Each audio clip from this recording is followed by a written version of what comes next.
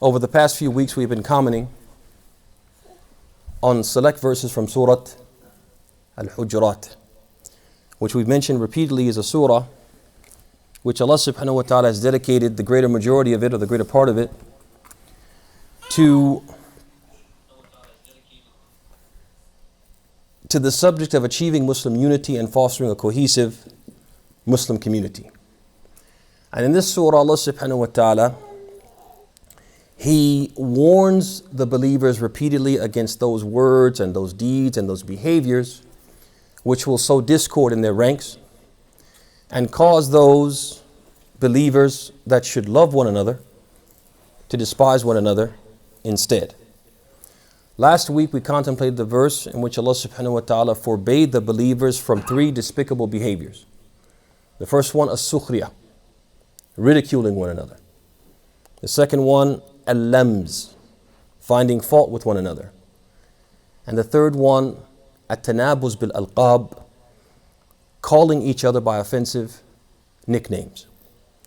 Today, we will contemplate the verse in which Allah subhanahu wa ta'ala says, Ya ayyuhan nasu, inna khalaqnakum min dhakarin wa untha, وَجَعَلْنَاكُمْ شُعُوبًا وَقَبَائِلَ لِتَعَارَفُوا إِنَّ أَكْرَمَكُمْ عِنْدَ اللَّهِ أَتْقَاكُمْ إِنَّ اللَّهَ عَلِيمٌ خَبِيرٌ. O mankind, we have created you from a single male and a single female, and made you nations and tribes to know one another. Indeed, the noblest of you with Allah is the most God-fearing and God-conscious. Verily, Allah is all-knowing, well aware. And that's the 13th verse from Surah al-Hujurat, the 49th surah. So brothers and sisters, as we contemplate this ayah, and then we contemplate our reality, we see that all too often when we look at each other, what do we see? Think about it and be honest with yourself. When we look at each other, what do we see? All too often we see physical differences. We see differences in skin color, nationality, language, culture, clothing, the clothes we wear. We're so caught up in the physical, we become transfixed on the clothes a person wears. Education, socioeconomic status, class, etc. Instead of, as Muslims, focusing on what unites us, which is al-Islam wal-Iman, we tend to focus on these differences and allow them to divide us. We tend to, based upon these differences, categorize each other.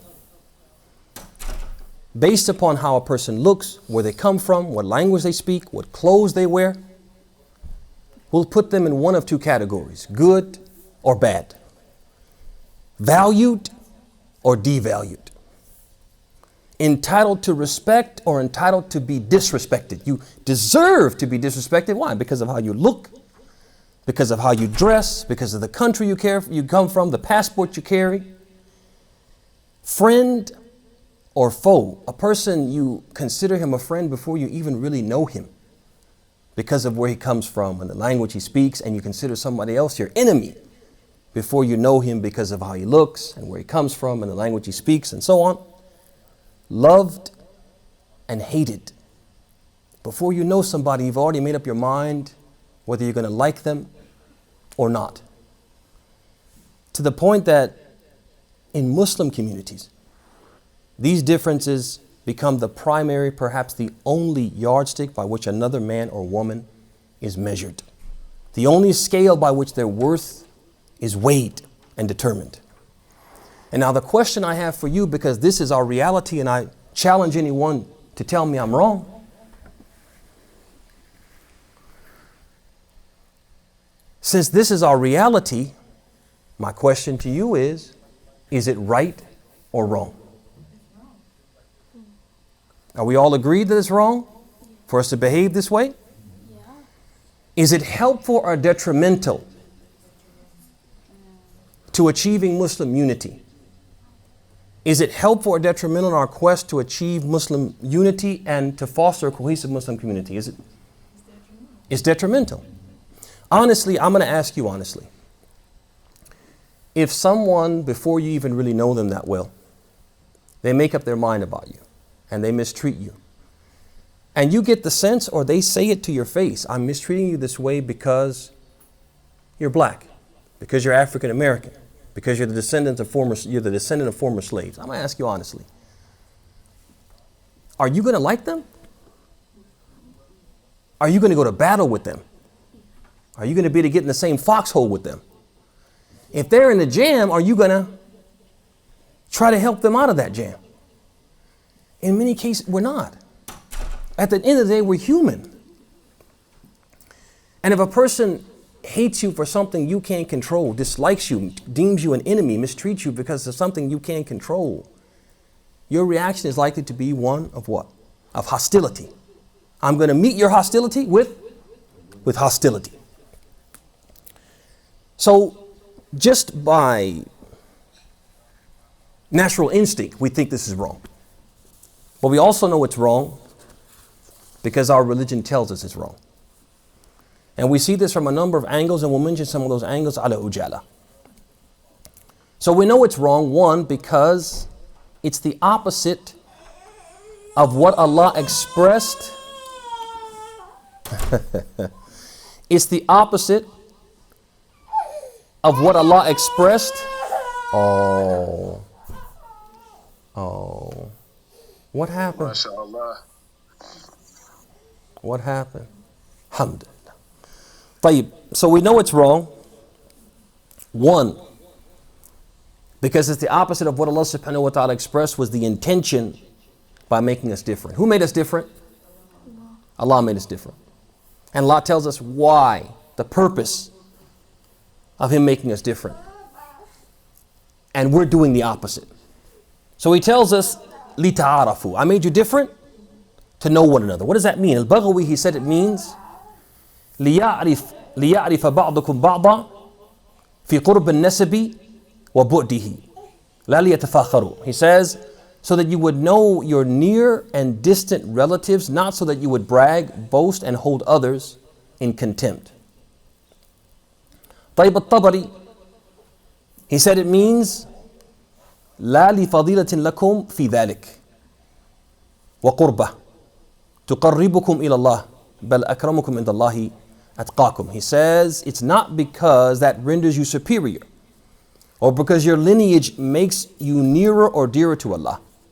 Nay, the most exalted with Allah are the most pious and committed.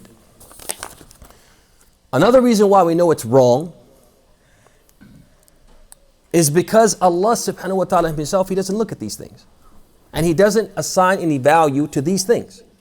The Prophet told us in the hadith, he said, إِنَّ اللَّهَ لَا يَنظُرْ إِلَى صُوَرِكُمْ وَلَا إِلَى أَمْوَالِكُمْ وَلَكِنْ يَنظُرْ إِلَى قُلُوبِكُمْ وَأَعْمَالِكُمْ.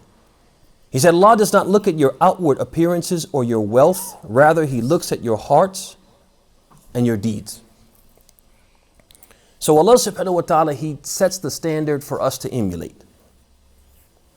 If these things were important, if they were what we should use as the unit of measure of a man or a woman, their value, their worth, Allah would use them for determination. He doesn't even what?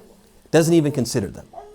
How you look, how much money you have or you don't have, the clothes you wear, not important.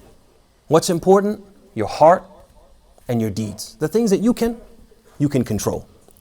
Another reason why we know it's wrong is because our Prophet ﷺ, he called this way of thinking, when people judge people based upon the outside, he called it Jahiliyyah Ignorance. When the Prophet ﷺ, when he conquered Mecca, he addressed the people.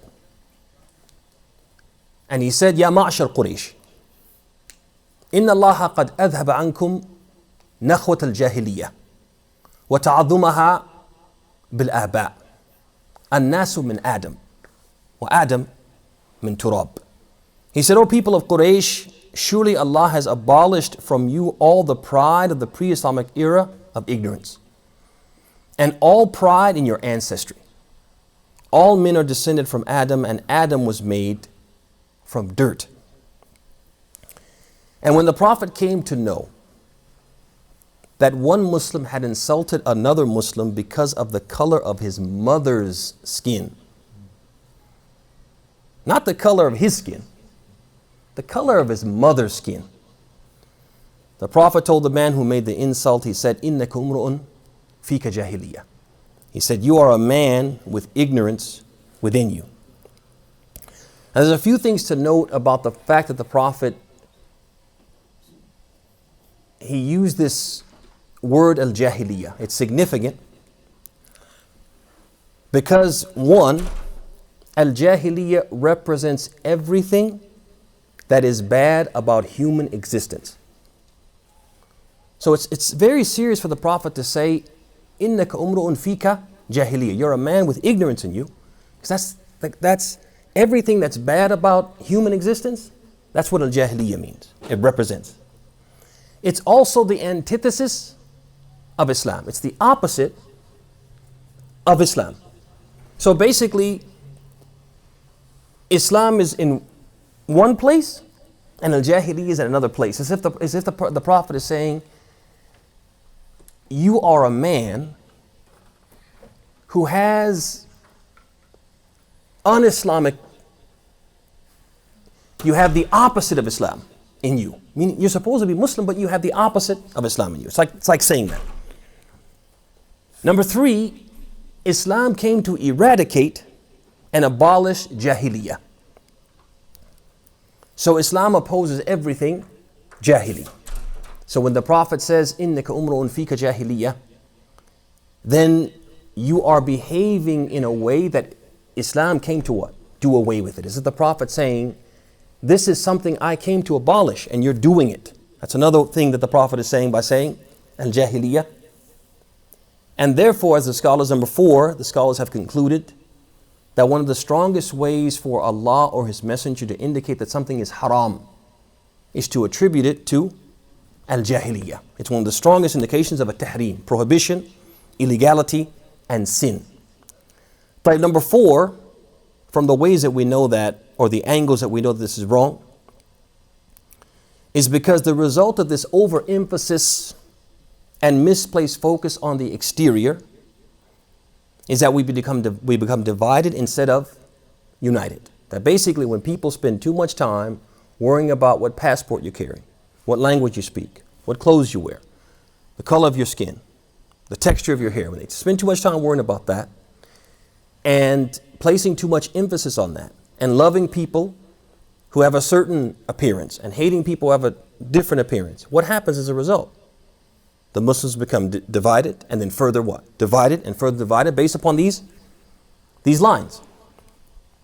And this is the opposite of what Allah wants the Muslims to do. Isn't that right? We've been talking about this. Allah wants the Muslims to be what? United. So for example, Allah subhanahu wa ta'ala says, وَاعْتَصِمُوا بِحَبْلِ اللَّهِ جَمِيعًا وَلَا تَفَرَّقُوا. He says, hold fast all together to the rope and be not divided amongst yourselves. And he says, إِنَّمَا الْمُؤْمِنُونَ إِخْوَةٌ فَأَصْلِحُوا بَيْنَ أَخَوَيْكُمْ. He says, the believers are nothing less than a single brotherhood. So reconcile between your brothers who are at odds and fear Allah so that you may receive mercy. And the Prophet said in the hadith, al-Muslim akhul Muslim, he said, a Muslim is the brother of his fellow Muslim. And he said, Kunu ibadallahi ikhwanan. He said, be, O servants of Allah, brothers to one another. Last but not least, from the angles that we see that this is something wrong, is that whenever one group, this is more like anecdotal evidence. What happens when one group of people deems themselves, and I want you to think about history now, historically speaking, what has happened when one group of people has deemed itself superior to others based upon the wrong criteria? What has happened historically? Oppression. ahsant, that basically those people who deem themselves superior, invariably, that feeling of superiority, that feeling of supremacy leads them to commit atrocities against those they deem inferior. And they use their claimed superiority as a justification for these atrocities. We can do this to these people because we're better than them. Because we are Sha'bullah al-Mukhtar, because we are the chosen people of Allah. We've seen throughout history. You don't have to look too far. Native American genocide, the indigenous Holocaust. 90% of the indigenous population, about 55 million people, were exterminated. Exterminated because the people who came to colonize the Americas considered themselves superior. And the land should be theirs. Chattel slavery. Somewhere between 12 and 12.8 million African souls kidnapped and brought on slave ships to be brutalized and forced to build a nation that was not their own and would never be their own. And that doesn't include those who died on the way. We can look to occupied Palestine and see what's being done. We can look to the Uyghurs. We can look all over the world and see when people consider themselves superior, this is what they do. This is the result of it. And so these are 5 angles from which we can see that this attitude is wrong. So what should be the factor that determines another man or woman's worth? How should we determine who is good or bad, entitled to respect or disrespect, who ought to be loved and who ought to be hated? Is it the outside that none of us can control? That would make it too arbitrary, right? Because nobody can control if they're going to come out of their mother's womb black. They're going to come out speaking Russian or English or Urdu. They can't control those things. Is it something that people can't control, the outside? Or the inside that we can? Should it be the color of a man's skin or the content of his character? Allah says the content of his character, He says, Inna akramakum indallahi atqakum. He says, indeed the noblest of you with Allah is the most God-fearing and God-conscious. So now, if we take this verse and we couple it with the ahadith from a Sunnah Nabawiyyah and other verses from the Quran, they teach us that we as Muslims, we have a responsibility. The first one is to not be prejudiced ourselves. It's a duty for every Muslim to root out prejudice. And prejudice is so inherent. Biases are so built in, baked into who we are, that sometimes we don't realize that we have them, but we do. And so it requires work. It requires sincere introspection. And it requires accepting a nasihah from others. I'm going to give an example on this point, just to show you how inherent it is, how early we become prejudiced, racist, colorist, nationalist. Have you guys ever seen, probably most of you seen it, some of you have seen it, have you ever seen the black doll, white doll experiment? You guys ever seen that? No. You never seen that? No. They take children who are probably like kindergarten age, very young, and they give them a brown doll, a doll that with features and skin color that resembles African Americans, for example, and they give them a white doll. And then they ask them a battery of questions. So they ask them, for example, which doll is pretty? Which doll is ugly? Which doll is a liar? Which doll is honest? which doll is good, which doll is bad, which doll is a thief, which doll would never steal. And almost invariably, black kids and white kids, when they mention the good qualities, they point to the white doll. And when they mention the bad qualities, they point to the brown doll. Which one do you want to be like? The white doll. And if it's a black kid, which one looks like you? The brown doll. And that makes them say, I'm bad, I'm a thief, I'm a liar, I'm this, I'm this, I'm this, I'm this. Where do they get this from? Even at that young age, their parents aren't indoctrinating them at that young of an age. The media, the environment, everything they see is teaching them this. And so when you grow up and you're bombarded with these ideas and concepts, they become baked in, they become a part of who you are. And without realizing it, you say and do things which are prejudice. You behave in a certain way. You look at people differently. You react to people differently. If you're in an elevator, all by yourself, and a white person in his mid-30s gets on, you don't react the same as if a black person in their mid-30s gets on. You don't. Whether you're black or white. Even black people react to their own people differently. You find yourself moving. You find yourself getting into a strategic position so that if something happens, but you don't react the same way if it was somebody else from a different color, different race, etc. So it's up to us. One of the responsibilities we have is not to be prejudiced, to work on that, and to delve deeply and do deeper introspection to our own selves and find our biases and remove those. Another responsibility we have is to teach those teach those for whom we are responsible not to be prejudiced. And sometimes a husband, for example, who's mixed with other people, goes to the masjid, meets people from other cultures, sits in these dinners and meets and talks to people from other lands, starts to what? Overcome his prejudices. But his family, who's what? Who's stuck away in the house, maintains those prejudices. His kids grow up with what? Those prejudices. He's got a responsibility to teach them. Mothers have to teach their kids not to behave like this, not to think like this. It's inappropriate, it's not acceptable, it's not Islamic. They have a responsibility. We can't be the people who just sit back and see the prejudice in our own families, people we're in charge of, and we just turn a blind eye.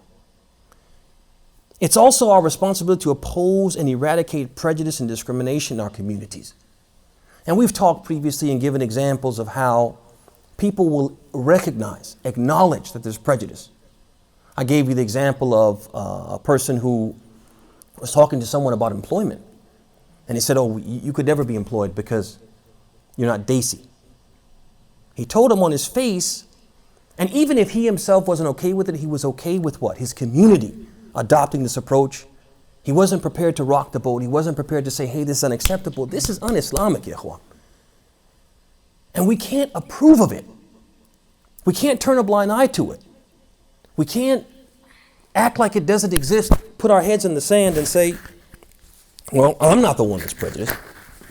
We can't let it exist in our midst. It's Jahiliyyah. It's the opposite of Islam. Especially if we call ourselves the religious people who are working to what?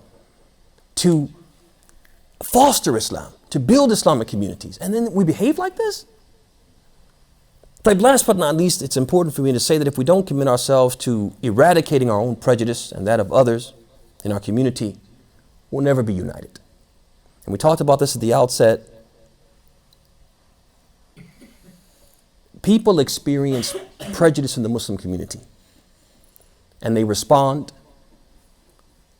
with similar hostility. I'm not going to like someone. Speaking about myself, I may like someone. And then when they show me that they're prejudiced, or they'll accept prejudice, I don't like them anymore. I don't want to interact with them anymore. I don't want to work with them anymore. That's not healthy for community.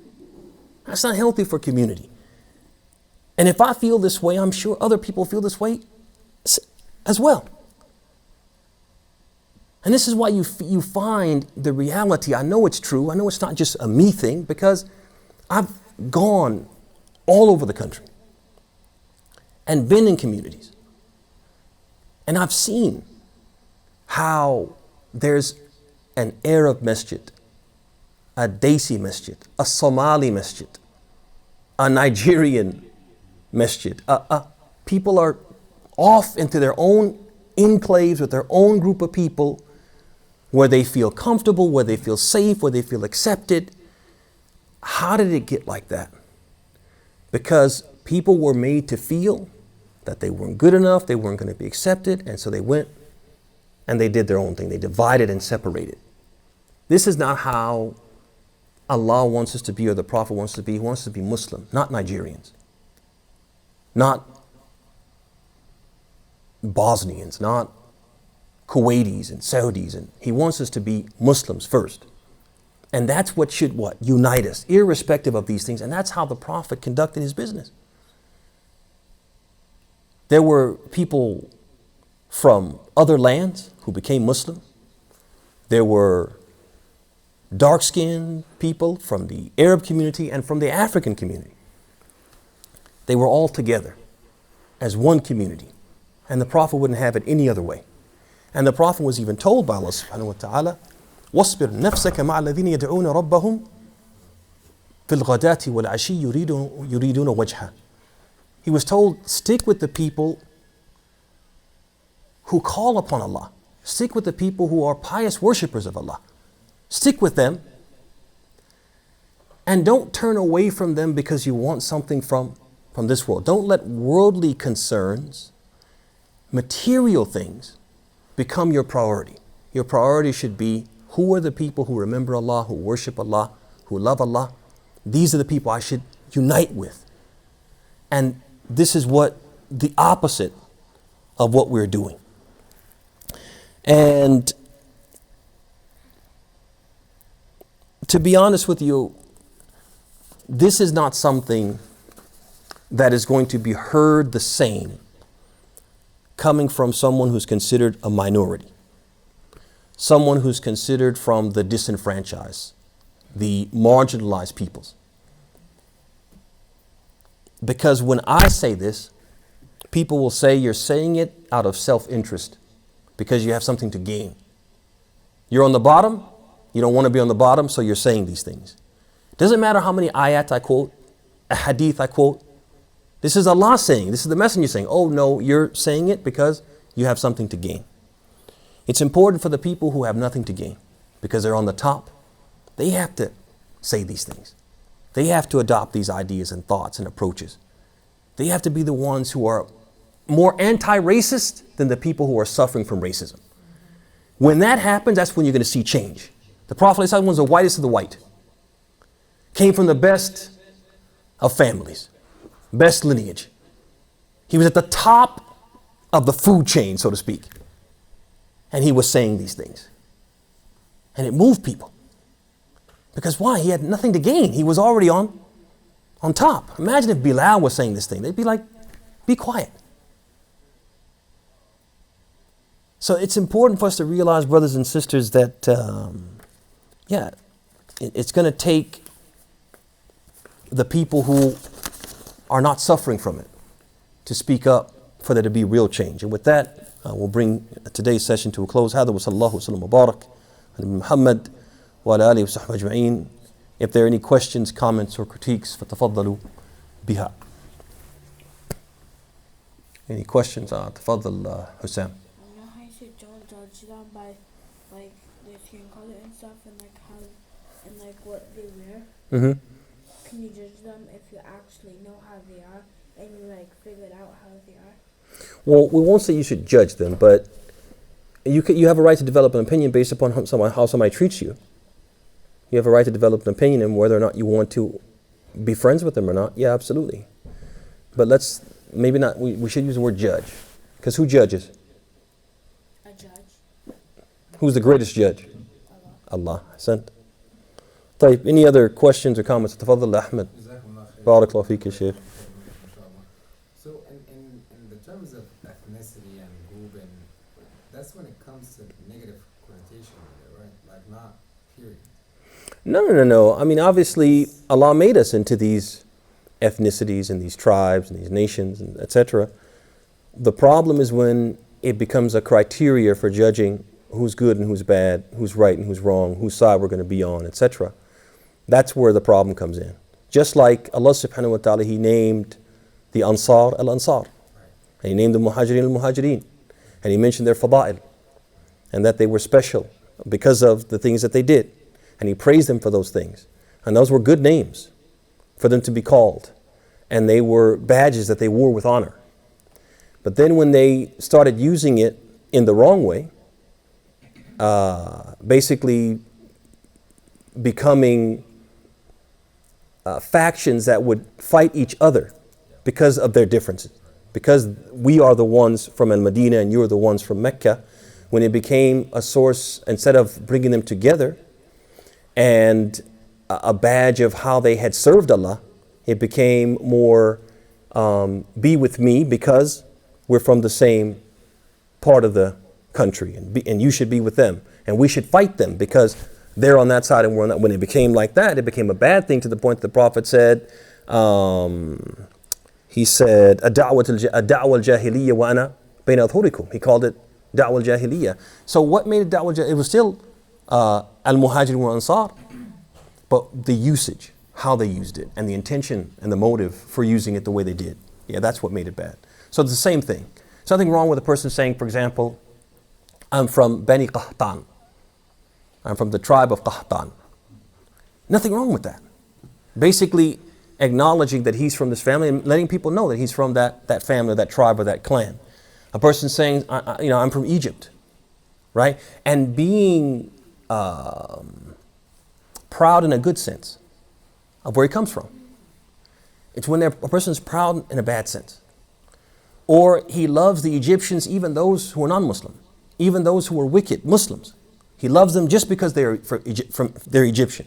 And he'll hate a good Muslim from the Americas because they're not from Egypt. That's when it becomes a bad thing. Yeah. بارك الله فيك يا شيخ. تفضلي. I'm going to use an example, and I want to know if it's something that we can do. Say, me and sister sitting here, your wife has on something flamboyant, and she says, ugh, I don't know why she got that on, blah, blah, blah, boom. Would it be wrong for me to say, oh sis, pull a coattail and say you're acting from the Jahiliyyah? Or would that be... To say if she criticized her dress, Yes. to say that was from Jahiliyyah. No, but you could say that's from as-Sukhriya, which we talked about last week, which is ridicule and mocking. Or you could say, depending on how she did it, you could say it's from al-Lams, which is finding fault. So it's erroneous, the behavior is erroneous, but it's not necessarily from Jahiliyyah, like in the case of a person looking at someone differently because of the color of their skin, their language, etc. Any other questions? Tfadal Abu Khadija. We can always count on Abu Khadija. Tfadal Sheikh. Yes. The Sahabi time, the Sahabis also had some misunderstandings, some arguments, and the Prophet ﷺ stepped up, immediately fixed the problem. After that, Abu Bakr, at that time, also some misunderstandings. He stepped up and MashaAllah, take care of the tabarakallah. problem. So it seems like that we need some leader. So do you think it will be easy to take care of this kind of situation if we had a leader? Well, let me say this about leaders and what we've been taught, and the evidence indicates this to be the case, is that there's a famous statement. It's not a hadith. Oftentimes it's quoted as a hadith, but it's not a hadith. And that's the statement that says, كَمَا تَكُونُ يُوَلَّ عَلَيْكُمْ. As you are, so will your leaders be. So basically we get the leaders we deserve based upon our own behavior, and our leaders are a reflection of us. And this is supported actually by the ayah in the Quran in which Allah subhanahu wa ta'ala says, وَكَذَلِكَ نُوَلِّي بَعْضَ الظَّالِمِينَ بَعْضًا بِمَا كَانُوا يَكْسِبُونَ. He says, and likewise do we cause some oppressors to be the rulers of other oppressors because of what they earned. So basically, there's no question that we have leaders who kind of perpetuate this problem and other problems. But those leaders are there because they are a reflection of the people that they lead. And if the people were to rectify themselves and correct themselves, there's no way that Allah would allow people who are not reflective of them to lead them. And the early Muslims, as Ibn al-Qayyim, he mentioned, they were the best of people, and that's why they got the best of leaders. So they had Rasulullah, then they had Abu Bakr, and then they had Umar, and they had Uthman, they had Ali. They had the best of people because they had the best of rulers because they were the best of people. And as people got worse and worse, the rulers got worse and worse. You know? So we can't always point to the rulers and say, yeah, these guys are awful. Even though there may be some truth to that, we have to look at ourselves and say, yeah, they're awful because we're awful. And we need to correct ourselves, and the change begins with the people. If the people change, the rulers will invariably change. طيب, any other questions, comments? تفضل شيخ أحمد. بارك الله فيك شيخ. So when you were talking about the kids and how they inherit from the parents, and so how about if you live in a society, right, like the United States, and being a Muslim, Yes. right, and you have to deal with non-Muslims, Mhm. and they look at you from the Fox News and all the Yes. precongested ideas that they have about Muslims. Hey. How would you advise that you would prep your kids, even if they're homeschooled till high school, they're going to go to college one day and they're going to be with a non-Muslim, they're going to meet them in the stores, they're going to meet them in places of work. How would you prep them to not act violently or act in a taken way that they take a step back and not claim their rights being Americans in America? Hey. How would you advise the parents would be encouraging kids into acting the right way? Hey. You know, having the rights in the United States as a Muslim. That's a great question, Ahmed. I think that parents in general, if they raise their children, teaching them Islam, setting a good example,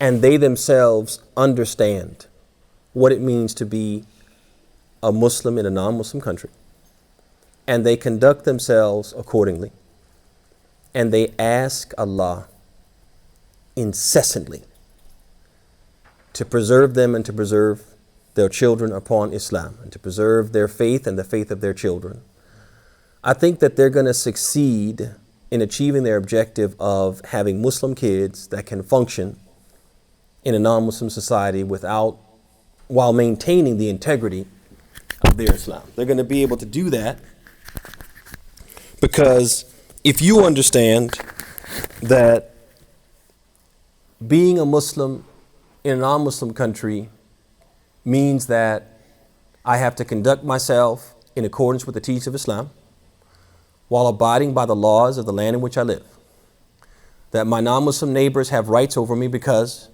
they're my neighbors, irrespective of their creed. And Allah doesn't prohibit me from being polite to them, provided that they are not fighting against me or harming me or my kids because of my religion. And you conduct your business like that. But you don't take them as friends. There's a line that you draw. Your kids are going to see that. And they're going to learn to draw the same line. You're not ashamed. You don't get around non-Muslims and become you're not a chameleon. You get around non-Muslims and you change your color. You become you talk differently, you walk differently, you conduct yourself differently, you become a different person, and people can recognize that you are you're not humbling yourself, you're humiliating yourself before them. No, your kids see that what? You're a proud Muslim. And you're not ashamed of your Islam. And you might be sitting there at a barbecue with some neighbors that you were invited to. And they may like say something which they consider is a harmless joke about Islam. And you were, prior to that, you were joking about something totally different, off topic. And they crack this joke about Islam, and immediately you stop laughing. And you take the person up on it. You say, I didn't appreciate that. And I'd appreciate if you never said a joke like that about my religion again. Your kids are going to see that, right? And they're going to pick up on that. I think it's an obligation that we have to teach, but to walk the walk ourselves, to show them how, yeah, this is our reality. This is home now, right? We are American Muslims, or Muslims living in America. But we have to understand that the Muslim comes before American. We're Muslim Americans, even though grammatically it's not supposed to be like that. That's how it is. We'll break the grammar because we want to emphasize the point that Muslim comes first. The Prophet taught Mu'adh that. When he sent him to Yemen, he said, Ittaqillaha haythu ma kunt. Don't be the person who, when in Rome, do what you do as the Romans do. And so I think we just have to trust. We can't be irresponsible toward either extreme. The extreme of negligence, which a lot of parents do, we're just Americans. And it ruins the kids. Or they become extremists towards, we can't even let them be exposed to anything. Only Islam, only in the house, only what we teach them, etc., because that doesn't prepare them for the reality they're going to face. We have to find that happy medium. But if we're teaching correctly, setting the right example, and praying to Allah subhanahu wa ta'ala, then we're going to succeed. Our kids are going to be successful. And they're going to make us proud, inshallah ta'ala. Barakallahu feek, Shaykh. طيب, any other questions, comments, or critiques? Anything from the clubhouse? Going once? Going twice? Gone. هذا وصلى الله وسلم وبارك محمد وعلى آله وصحبه أجمعين. السلام عليكم ورحمة الله وبركاته.